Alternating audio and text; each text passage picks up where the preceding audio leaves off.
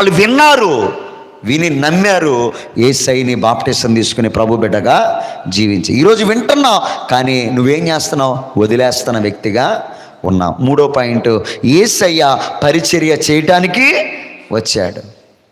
పరిచర్య చేయించుకోవడానికి. మరి ఈరోజు నువ్వు పరిచర్య చేస్తున్నావా? పరిచర్య చేయడానికి ఒక తీర్మానం తీసుకుంటున్నావా? ఒక విశ్వాసం అంటే ఈ అనుభవాలన్నీ మనలోకి రావాలా? హల్లెలూయా. ఏదో బల్లారాధన వచ్చిద్ది, మొదటి ఆదివారం కనపడతాను, ఆ బలలో చేవేస్తాను, ఇంకా అయిపోతుందిలే అనుకుంటే అది భక్తి కాదండి. ప్రభు త్వరగా రాబోతున్నాడు.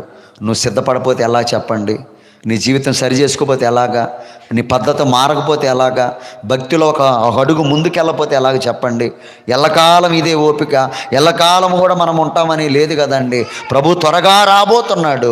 మన రాకడ ఏమంటే ఆయన రాకడెప్పుడో మన పోకడెప్పుడో మనకు తెలియదు. కాబట్టి ఉన్న సమయం